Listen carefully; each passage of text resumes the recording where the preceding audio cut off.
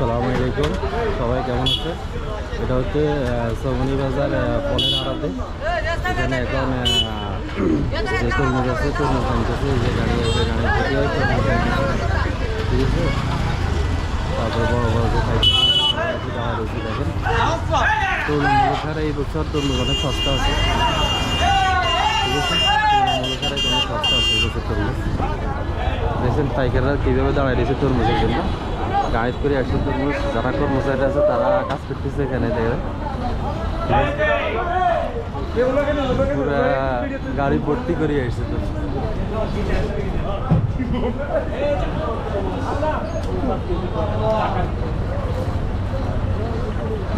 এই যে দেখেন পাইকাররা সবাই দাঁড়ায় রয়েছে এখানে।